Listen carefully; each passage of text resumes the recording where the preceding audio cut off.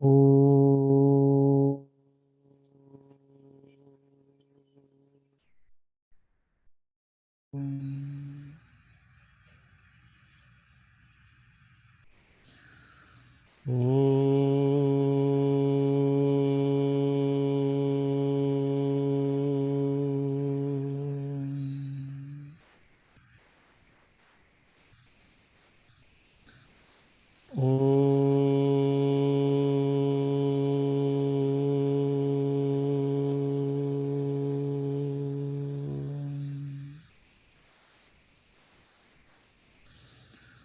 ॐ सहनाववतु सहनौ भुनक्तु सह वीर्यं करवावहै तेजस्विनावधीतमस्तु मा विद्विषावहै ॐ शान्तिः शान्तिः शान्तिः सदाशिवसमारम्भां शङ्कराचार्यमध्यमाम् अस्मदाचार्यपर्यन्तां वन्दे गुरुपरम्पराम् रामो राजमणिः सदा विजयते रामं रमेशं भजे रामेणाभिहता निशाचरचमूः रामाय तस्मै नमः रामान्नास्ति परायणं परतरं रामस्य दासोऽस्म्यहम् रामे चित्तलयः सदा भवतु मे भो राम मामुद्धर समस्तजनकल्याणे निरतं करुणामयं नमामि चिन्मयं देवं सद्गुरुं ब्रह्मविद्वरं सद्गुरुं ब्रह्मविद्वरं Hari Om everyone, welcome back. I hope all of you had a chance to listen to Pujya Swamiji and reveled in Ramayana for 1 week. So we were seeing the verses from second chapter of Bhagavad Gita, where Bhagavan has concluded his main teaching that he wants to give from the standpoint of Advaita Vedanta.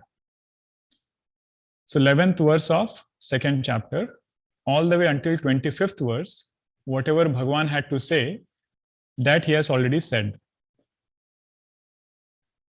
But the greatness of Bhagavan, the greatness of our rishis, acharyas, is that they come down to wherever we are and try to lift us up to where they want us to be.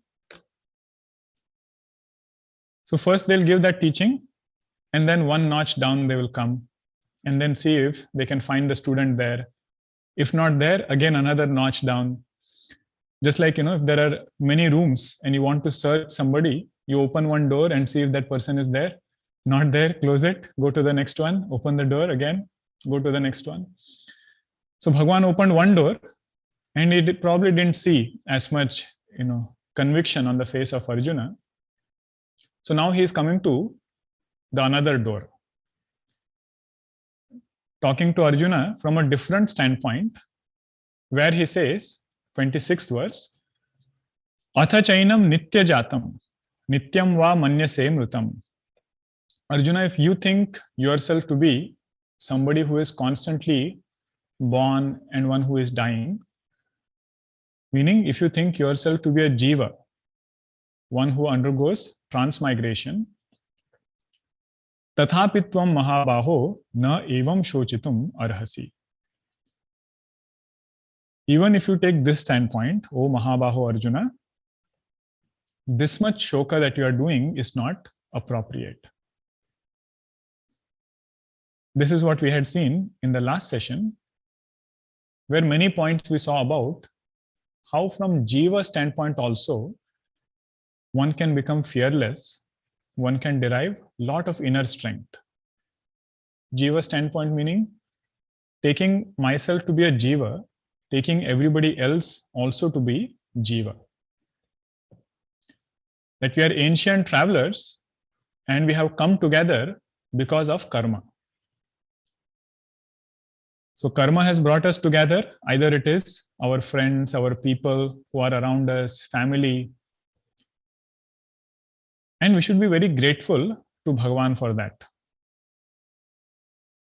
So what did Goswamiji say there? Goswamiji said, think of it as though you are sitting in a boat and all of us are travelers on that boat.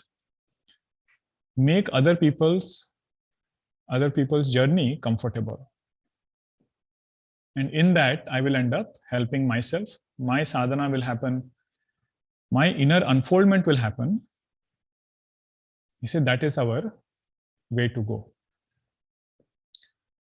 I remember once in a temple in the place where I come from in Goa, there was one signboard that was written. It was written in Marathi, but I will translate in English. That signboard said, there is no accommodation to stay, but you can stay by accommodating. Means it was, in Marathi, that is how it translated. English might look a little weird. What it said is, we don't have here like accommodation and lot of rooms to stay and luxurious place. But if you all want to stay, then there is an open hall over here. You can stay by accommodating. Means you have to adjust, and in that whole place, bring your own bedding, whatever you want, then you can stay there.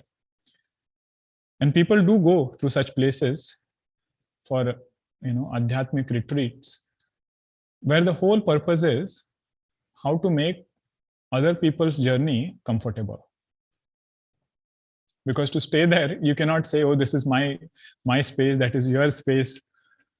Because there is no space at all. Everything is sarvajanik, right? So you just get along there and then stay there. So this is another insight that we get when we think about our journey as jivas.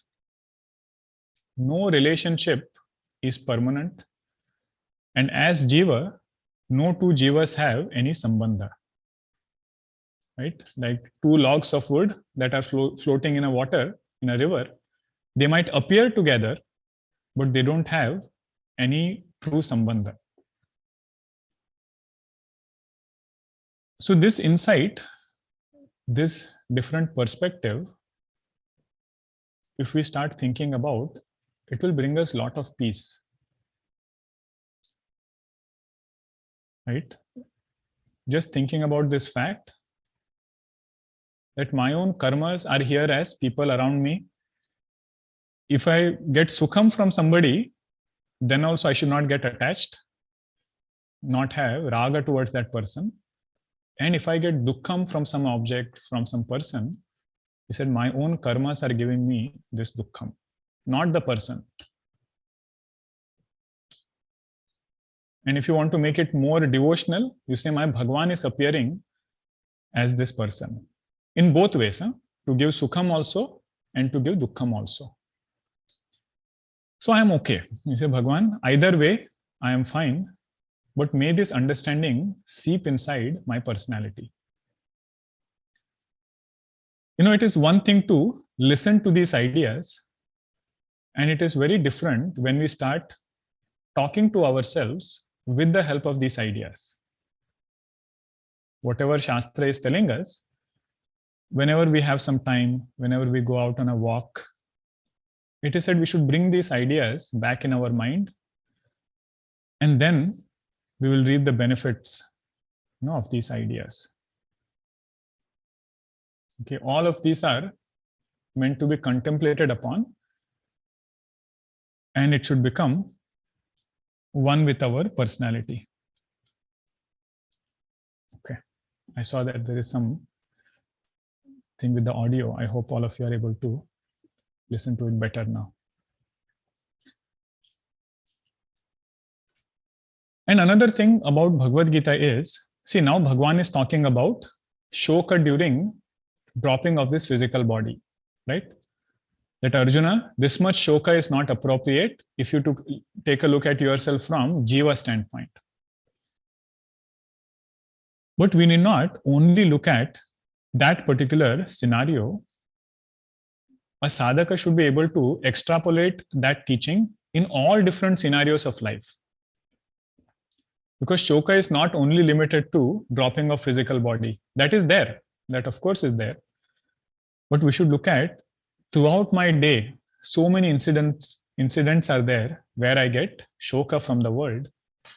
How do I prepare myself to face those situations with this knowledge? Right? What did we study in Gita Dhyanam? Sarvopanishado gavaha dogdha gopalanandana partho vatsaha sudhihi bhokta. The listener of this Bhagavad Gita is Sudhihi. Sudhi means what? Somebody who is able to apply this teaching in their life,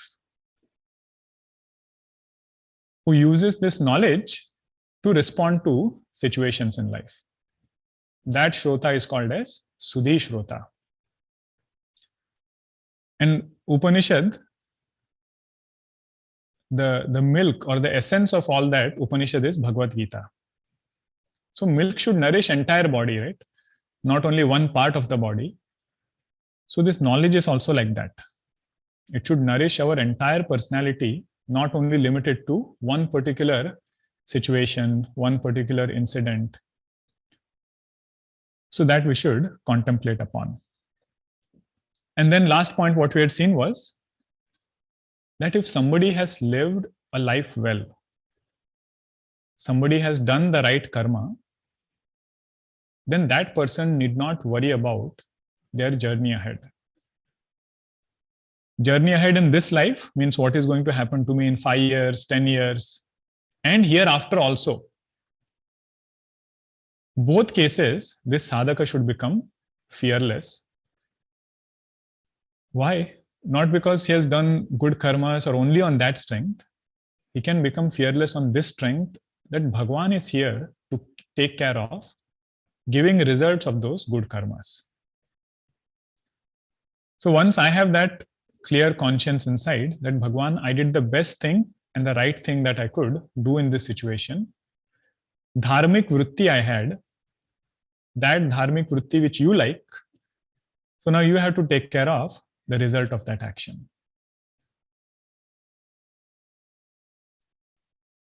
This particular advice Vasishtha Maharshi gives to Dasharath ji, Dasharath Maharaj. When he gets the news of all the 4 brothers, all the 4 sons are married, all are getting married, whatever that news was, he was so happy, Dasharath Maharaj, that first he goes to Vasishtha Rishi. Vasishtha Maharshi ji says, just like a river goes in an ocean, even if that ocean doesn't have any particular desire, right? All this river water should come to me. That ocean doesn't have any desire. He says, just like river water goes into an ocean, in the same way, sukha and sampatti, happiness and prosperity comes to a person who has followed dharma, even if that person doesn't want. He says, just like that ocean doesn't want, but still the river water goes there. If somebody has lived a life of dharma, he says that person can become nischinta. So then Bhagwan says, "O Arjuna, why are you doing this much shoka?" From Jiva standpoint, here he's not talking from Atma standpoint. Now comes another beautiful shloka. This is a Siddhanta shloka. Many a times we have a question, children also ask, why do we have to believe in rebirth? What is this rebirth? Why does Hinduism talk about Punarjanma? What is its symbolism? Why even discuss about Punarjanma? So that we will see now, verse number 27. Jatasya hi dhruvo mrutyuhu Jatasya hi dhruvo mrutyuhu dhruvam janma mrutasya cha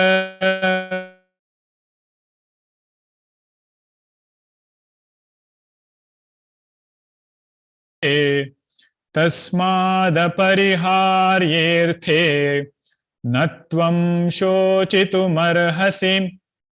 न त्वं शोचितुमर्हसि जातस्य हि ध्रुवो मृत्युः ध्रुवं जन्म मृतस्य च तस्मादपरिहार्येऽर्थे न त्वं शोचितुमर्हसि.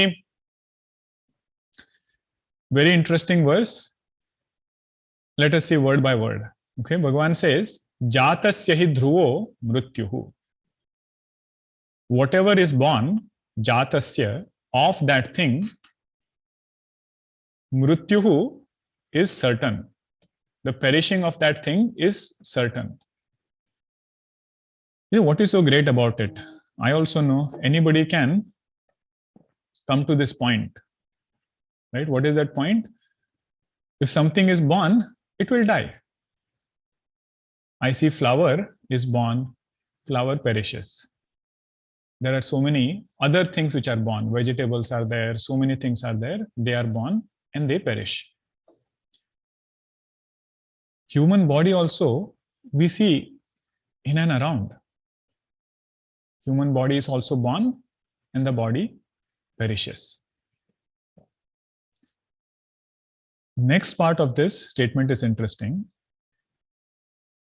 Bhagavan says, Dhruvam Janma Mrutasya cha.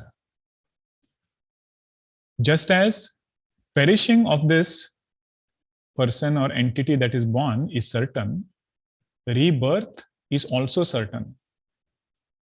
Of what? Of that entity which has perished. Jatasya hi dhruva mrityuhu, all of us know. Right? We don't have to debate too much about it. But dhruvam janma mrutasya cha is something only Bhagavan can say. Bhagavan meaning our Upanishads are main pramana for that, main means of knowledge, valid means of knowledge for this. And whom is this being spoken about? We ourselves. Not somebody is born again. He says, Dhruvam Janma Mrutasya cha. So until this point, we saw that we have had a long journey from the past. And if we don't come out of this cycle of birth and death, he says this journey is going to continue, not a question mark. He says certainly it will continue. Dhruvam Janma Mrutasya cha. Now this is a very, one can look at it from a very positive side. It is said our Upanishads address different students. Right? One student who is fully ready and has gotten dispassion from this world, for them it is Visharana, means liberation from this cycle of birth and death. But for someone who says, I'm not ready yet, means I don't have lot of eagerness to come out of this cycle of birth and death. He says, at least, if not coming out of this cycle, we can at least make sure that our destination ahead is a good destination. Means our fear of letting go of this body can go away if we understand that we are jivas who are constantly going to different destinations. So if somebody is going to go to a better destination, why have shoka about it? That is the point Bhagavan is mentioning here to Arjuna about Bhishma and Drona. He says, Oh Arjuna, do you even know the punya of Bhishma? He is a Ashtavasu. Prabhasa he has taken birth on this earth as a curse. All the story goes back, right? In Mahabharata, they had done something and then he gets cursed by a rishi that you have to take a long lifespan on this earth. This is, oh Arjuna, don't worry about that. Bhishma is very well taken care of ahead now. Means he's going to get even better destination than this particular body. So that is also true. Then with that knowledge, he says, Natvam shochitum arhasi. Holding on to this knowledge, one can overcome shoka. Another point he adds, he says, this is apariharyerthe. Tasmat apariharyarthe natvam shochitum arhasi means what is inevitable, don't insist on that thing to be otherwise. For us to change this physical body is inevitable because Janma has happened, then Mrityu is Dhruvam. And if Mrityu is Dhruvam, Punarjanma is also Dhruvam. Dhruvam means Nishchitam or certainly. This is a matter of fact. When mind is quiet, Bhagavan is telling, let us understand this knowledge. And then when we need it, our prayer to Bhagavan is, Bhagavan, may this knowledge come to save us. Right? So, tasmat apariharyarthe, don't live in denial of any fact, recognize the way of life, and then he says, think intelligently now. Means somebody who has understood themselves to be jiva, what it means is that person says, I am not this body, but I am this sadhaka now. Sadhaka is never of physical body. Sadhaka is mainly for that jiva or this antakarana. We saw sadhana chatushtaya, right, in Tattva Bodha. He says, where does viveka, vairagya, shamadhi, shatka sampatti, mumukshutvam, where does it live? Does it live in physical body or does it live in the subtle body? He says, if you have understood yourself to be jiva, then the question should be, how much of my time am I investing for this subtle body? Physical body also we take care, right? We have home run, we have running, walking, everything is there. But somewhere down the line, I should look at my day schedule and say, how much of my time am I devoting for sadhana? And in my vyavahara, how much I am mindful of this particular fact that I am a sadhaka and not only this physical body. Okay, this is a new identity now. Somebody has to own up. As sadhaka, we don't have any sambandha. Right? This point we saw earlier also. All sambandha, all relationships are only from the standpoint of body. So sometime during the day, we should take a step back and invoke this identity also.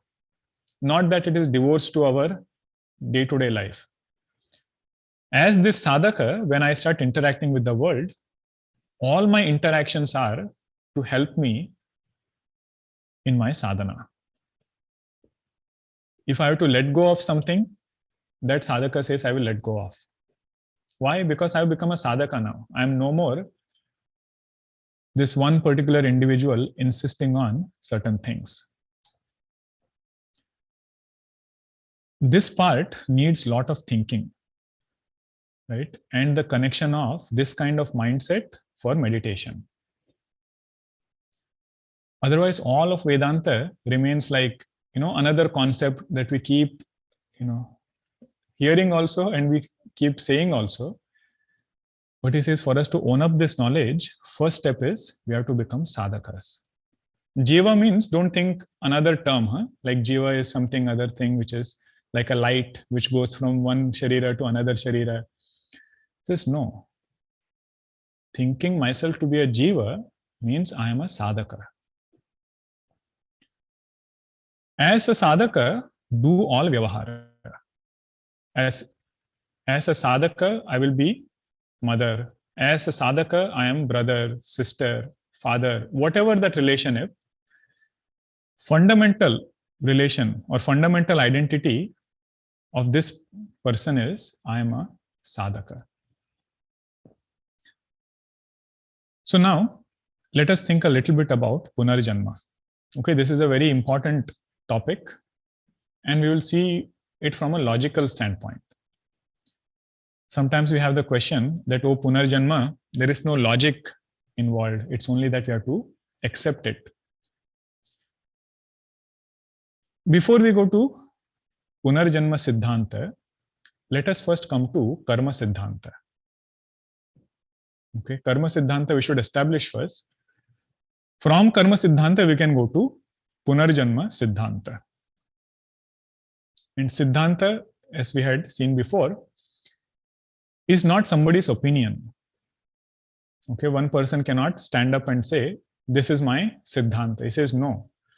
You will have to answer all Purva Paksha, all opposing views, and having sufficiently or convincingly answered them, then whatever is established, that is called as Siddhanta. Vadi prativadibhyam nirnito arthaha siddhantaha. Vadi prativadi means after having thorough discussion with all opponents, the conclusion that you come to, that is called as Siddhanta. Okay, anyway, we'll not go too much there. So let us first look at Karma Siddhanta. Okay. First, what we have to establish is every result that we see in our life is preceded by some effort. Any result, okay, whatever we see in our life, that should be preceded by some effort. One example we had seen last time, that if I am feeling full right now, stomach is full, that means what? I must have eaten in the past. If you are seeing a plate with nicely cooked some, vegetable, some sabzi is there, result I am seeing, that means what? Somebody must have put effort in the past. I am able to play some musical instrument, let us say a flute or harmonium, tabla. The result I am seeing, that means what? There should be effort put by me in the past. Effort might not be seen right now, but result I am seeing.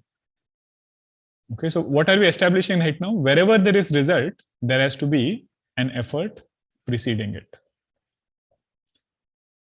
Anything you take in this creation, everything will have effort preceding it. Somebody is successful in the world, I see the result, but what I can infer from that result is there should have been effort which has been put in the past. Now these words, result and effort, where it is easier to understand, right? Now put technical word over here. Instead of result, you say karma phala. And instead of effort, you say karma. So what was the statement? Wherever there is result, there has to be effort which precedes it. So technical statement would be, wherever there is karma phala, there is karma that precedes it. This law, we should make it very pakka, very firm in our understanding. There cannot be karma phala without karma. Now somebody just wants to argue and say, oh, I don't believe that. Karma phala can be without karma. Means what we are saying is karma phala can randomly come. So he says, okay, if you are hungry, then you keep waiting. To be full, you are saying that you don't need karma. Somehow or the other, you will be fulfilled. If you want to learn an instrument, let us keep waiting. Right? Somehow or the other, I will come to learn that instrument. If I want to be successful, this is very good, keep waiting. Because karma phala is going to come without karma, right? It is okay to debate and discuss. We might prove it also some way or the other, but it won't help us in life. So first, this Siddhanta should become very firm that wherever there is karma phala, there has to be karma. Now you come to Punarjanma Siddhanta. Whenever a child is born, we see that there are so many karma phalas that come along with that child. What all things are included in karma phala?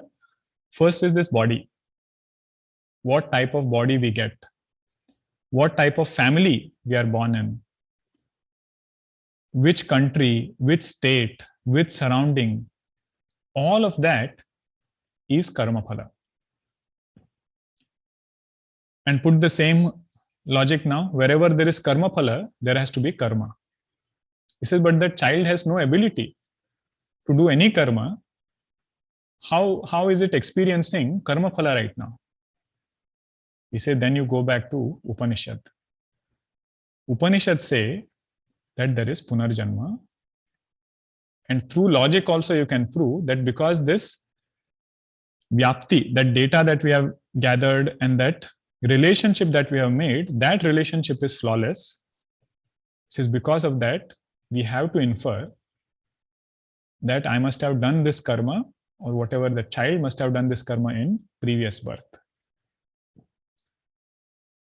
And for that jiva to experience those karma phalas, it has to have punarjanma. Okay, what was our way of inquiry now? First, look at karma siddhanta. Think about it more and more. Appreciate the glory of karma siddhanta. Whatever karma we have done will not go unaccounted.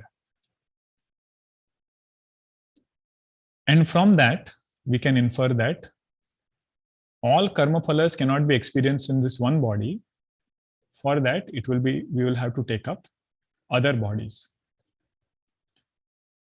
Okay, so this is how punarjanma siddhi takes place. First establish karma siddhanta, and from that go into punarjanma. Now somebody might say, why are we discussing all this?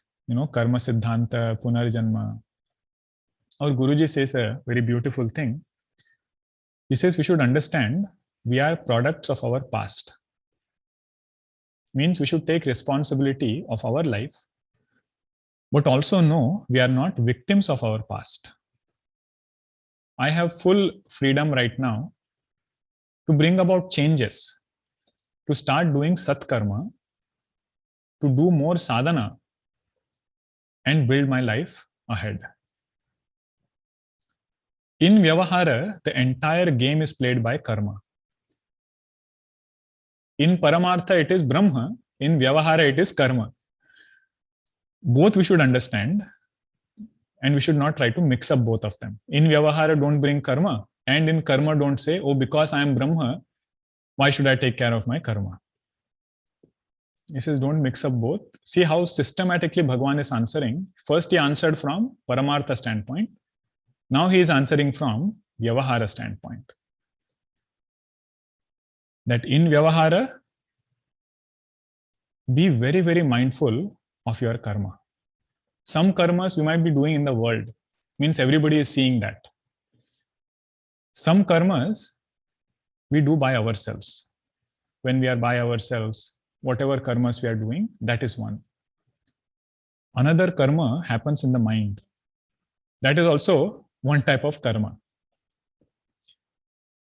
And in our Puranas, it is said, there is this Chitragupta, right, who takes pictures of all these things which are happening. Means it cannot go unnoticed.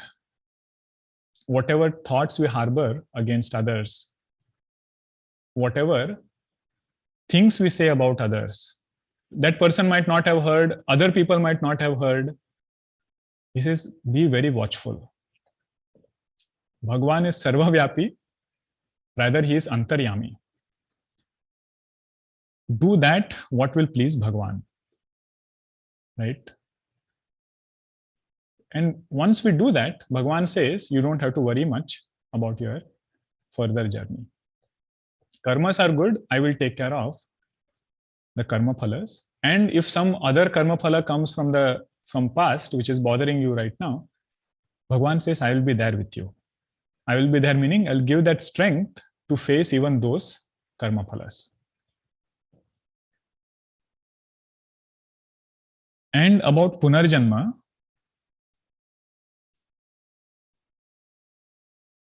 why we are discussing is that our journey, even if we understand ourselves to be Jiva, the next destination should be a good destination. Right? And Upasaka, when he leaves this body in Ishavasya Upanishad, the last 4 mantras are Upasana mantras. So he says, Krato smara, krutam smara. Means he is remembering Bhagwan and he says, Bhagwan, I am not afraid now. Because I worshipped you and I have done whatever I had to do as far as karmas are concerned. Now you take care of it. Okay, karma siddhanta also is not to glorify karma devoid of Bhagwan. Huh? There also we should be careful. Somebody might be swaying on that other extreme also. So have faith in karma, put karma at a very high pedestal, but put Bhagwan even above it. Karma phala data will make sure that good karmas are taken care of. So with this, having done the right actions, slowly the mind of a sadhaka gets purer and purer. Right? Both things are interconnected. Mind will lead to actions. Actions will again create vasanas. And again, that cycle keeps going on. He says we should start somewhere. Somewhere we should break that chain and introduce sattva inside it and have a sattvic lifestyle. What is a sattvic lifestyle? Everything Bhagwan will elaborate. But this particular verse, we should reflect on it more and own up this fact that this is not our only birth. We have had a long journey. Natvam shochitum arhasi. O Arjuna, even from this standpoint, you should not grieve so much. Now Bhagwan comes even one notch down. First door he opened, second door did not find, third door he is opening now from a very materialistic standpoint. Lot of commentators like Madhusudana Saraswati ji and all, they have explained these verses from darshana standpoint.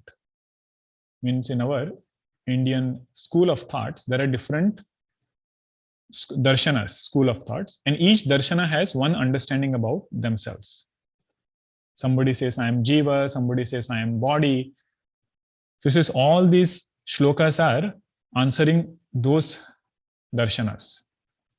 So we will not go into darshanas as much right now. Let us just stick to this particular verse. 28th one, he is talking now from 5 element standpoint. Like if you are a materialist, you know that this body is made up of calcium, carbon, and phosphorus. He says, even if you take it from that standpoint, you should not grieve. Let us see 28th one. Avyaktadini bhutani, avyaktadini bhutani, vyaktamadhyani bharata, vyaktamadhyani bharata, avyaktanidhananyeva, avyaktanidhananyeva, tatra ka paridevana, tatra ka paridevana, avyaktadini bhutani, vyaktamadhyani bharata, avyaktanidhananyeva, tatra ka paridevana. Tatra ka paridevana. What is there to do this much grieving over? What is there to grieve over so much? Tatra ka paridevana. This statement is not for others. Huh? This statement is what our intellect should tell our mind. When something happens, something disturbs us, this statement should come, Tatra ka paridevana. Why are you bothered so much? Either you take it from Atma standpoint or from Jiva standpoint as sadhaka, forbear this, or you take it from Sharira standpoint, then also there is no reason of shoka. When it comes to materialist, right? This particular verse is about Charvak Darshana. In materialism, there is no too much scope for emotions. Because they say that this whole life is for you to work hard, earn well, and live a good life. Means have a lot of comforts around, whatever things that we need, be very comfortable. No need to do any sadhana, no need to do any other thing. This Bhagwan is not telling, this is materialist. Charvak Darshana is telling this. But they say you have to work hard. Even if you want to be successful outside in the world, they say you'll have to gain credibility, you'll have to work very hard. And with that money, whatever you earn, he says, live luxuriously and be happy. That is their definition of happiness. Now, Vedanta takes whatever is good in that darshana. What is the good part? Good part is working hard. That even if we want material success, he says we'll have to work hard for it.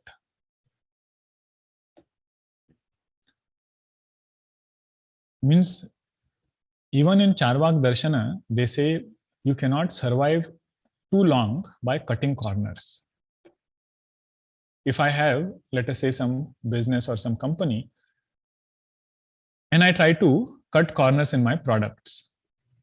You see, initially you might be doing something out of it, but in the long run, that thing is not going to serve us well. So that is a positive side of materialist life. And what is their understanding of body? They say body is the supreme. There is nothing more than body. You are not Jiva and all. Forget about Atma. There is nothing beyond this physical body. The physical body is the final thing. That you are. Bhasmi bhutasya dehasya punaragamanam kutaha. Means once this body becomes bhasma, it becomes, ashes. Where is punarjanma of this, material thing? Bhagwan says, even if you take that standpoint, right? If you look at it from Panchamahabhuta standpoint, first they were unmanifest, avyaktadini bhutani. Then it was available to me for certain time to transact with it. Vyakta madhyani bharata. And then avyakta nidhanani eva. Again, it will go back to unmanifest. Tatra ka paridevana. What is there to grieve about it so much? Okay, so even if you look at it from a very objective standpoint, just like a soap bubble, before it was only that water, and you blew something, it became a soap bubble. And then again, it will go back to that soap water. Why do so much shoka over that soap bubble? This is a limitation of materialistic life, that we as human beings cannot remain distinct from emotions, or we cannot remain separate from emotions. Our personality is such, no matter how much you look at it in this way, emotions we cannot stay away from. That is where that materialistic Charvak Darshana does not stand. There are many things about it. Whenever we study darshanas in detail, it's a very fascinating topic. It is just showing different mindsets in the society. Right? Darshanas are not something that somebody has written sitting in one place.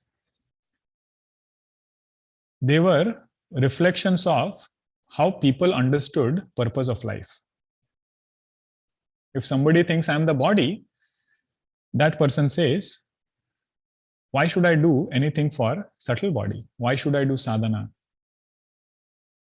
All my focus will be only on sthula sharira. But most importantly, all these verses are from different standpoints. Bhagwan is telling us, he says, whatever standpoint you hold on to, first thing I want to make sure is the student of Bhagavad Gita is able to come out of shoka. That is Bhagwan's main purpose. He says everything else we will take along. We will do as we go ahead. There is one word here, Vyakta Madhyani Bharata. Right? Bharata is another beautiful word. He says, what is Bharata? Wherever there is reveling in Brahma Vidya, right? Bhayam Rataha iti Bharata. That person who revels in Brahma Vidya is Bharata. that country or the place where we can revel in Brahma Vidya, that is Bharata. Right? We should feel good about it. No matter where we are still in Bharata only.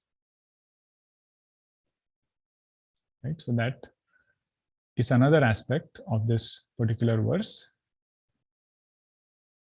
Now Bhagwan will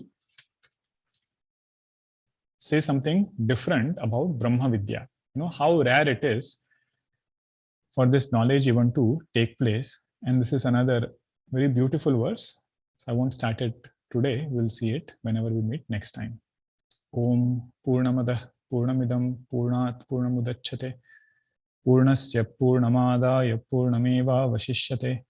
Om Shanti Shanti Shanti. Harihi Om Shri Gurubhyo Namaha. Harihi Om. I think many questions that all of you had submitted, you must have forgotten about it because it has been almost 3 weeks. But I noted down, so some of it might be from like quite some time ago. So I hope you'll be able to remember if it's your question or not. What is the subtle distinction between Nityaha and Sanatanaha? Both seem to indicate eternal. Bhagwan Krishna must have a reason for using both these terms. Yes, if Bhagwan has used it, then there must be some reason. And it's always nice to think about it in this way. Right? Why has a particular word been used in a particular way? This is where our Bhagwan Shankaracharya's commentary is very helpful, where he gives 2 different meanings for each of these words. He says for Nityaha means that which is Avinashi. Means there is no nasha, there is no destruction of it, that which does not perish due to anything coming from outside or from inside. He says that is Nityaha, the first meaning of it.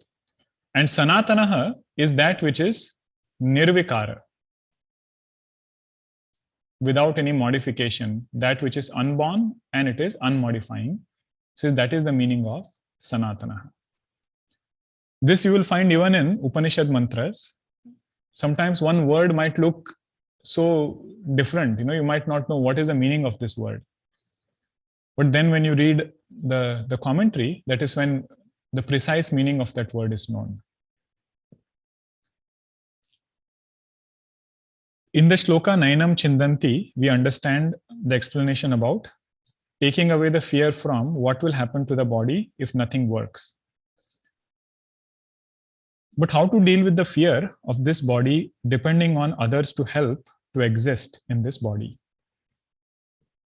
Meaning how to overcome the fear of dependence. Right? That is what I get from this question. I remember an answer that Gurudev had given to one Amma, who this is written in one book I had read, where that Amma had asked Gurudev, that Gurudev, please bless me in such a way, or bless me with this thing that I should not become dependent on my children. I don't mind old age, I don't mind anything, even death I'm not afraid of. What I'm afraid of is dependence. And Gurudev says, he said, if Narayana wants to determine it in some way, who are you to change it? If he has determined it to happen in some way, don't try to change it by some other means. Meaning what? He himself will take care of whatever situation that he brings. Towards that, I can do whatever sadhana I want. I can build my personality, my mindset such that I'm comfortable living with people around. Right? That is in my hands. But whether I will become dependent or not, Gurudev said that is not in your hand. So that is in Bhagwan's hand. Have, Shraddha in him. And he will take care in the best possible way. We should do what is in our hand. That is what is the glory of Vanaprastha ashrama. So much so that sadhaka should become unconcerned. Unconcerned about what? About all these other fears. Right? With that much sadhana, this ashraya buddhi should come in our mind, that my Bhagwan will very well take care of me. I don't have to worry about anything.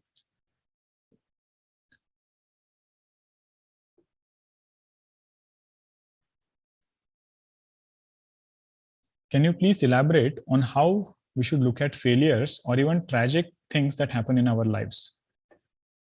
Should we look at that as some bad karma from recent or distant past, or as an inevitable thing that is an opportunity for growth? So this point we discussed today. We might be products of our past, but not victims of our past.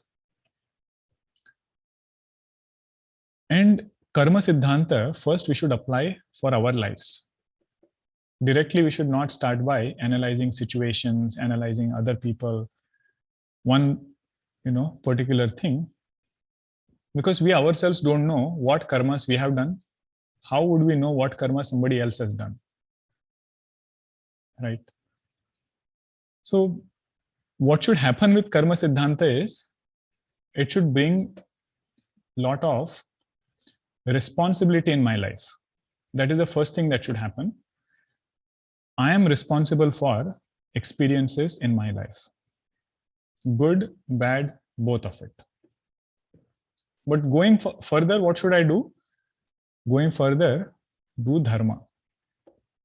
And have that conviction that dharma will bring the right result, just like that river brings all the water to that ocean.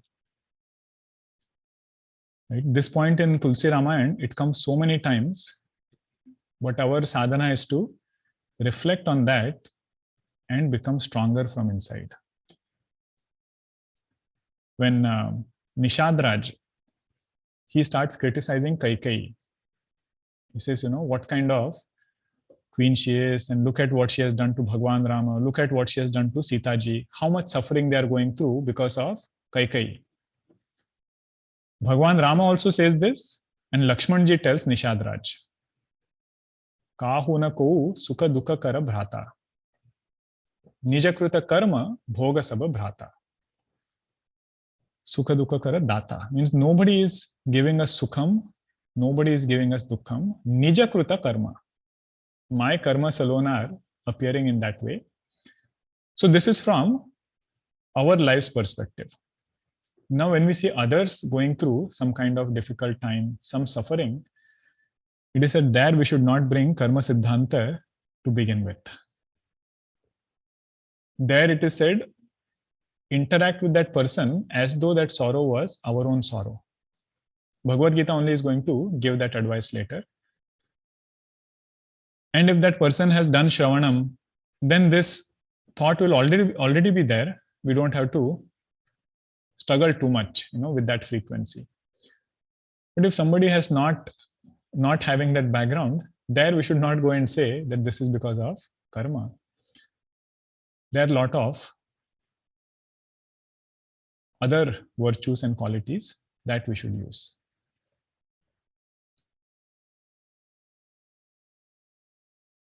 Why do we not remember events of our previous birth? So that's a longer question, which was about how to logically prove Punarjanma, that we have already seen today. And why don't we remember previous birth? It is Bhagwan's design. His system is that he has made us in such a way. Fortunately, we don't remember our previous births. Otherwise, all our current vyavahara, that will get a very different flavor. Right? All past things we will remember. If somebody whom I have to interact with now, and I remember that this person had borrowed money from me, or something like that, or this person had done something to me in my past birth. So then why unnecessarily hold on to that? You say right now it's a clean slate, you draw whatever you want. wonderful system of Bhagwan, even every day looks like that. I don't know if you have noticed. See for yourself, right at that moment when you wake up. Past day, the impact that it has had by evening, that sleep Bhagwan has given us is so rejuvenating that morning looks like another new day to do whatever satkarma that we want to do. But there is another way to look at it. There are yogic practices where the mind is taken to a certain point where Punarjanma Smriti happens. Lot of yogis are there who themselves, they write about their Punarjanma. But that is one kind of siddhi. So I don't have any of it, neither do I know how they do it. It is done. That is all I wanted to say. Is it okay to help others or do something for others while thinking it is punyam and sukham for us? Isn't that thought also a selfish thought? And at the same time, it's a good thought also. Yes.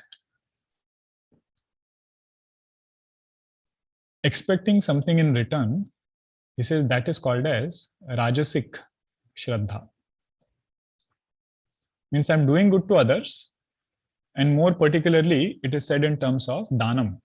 Bhagwan says in 17th chapter, if somebody gives some Danam with this thought that what will this person do in return to me, Bhagwan says that Danam is also good, but it is classified as Rajasic Danam.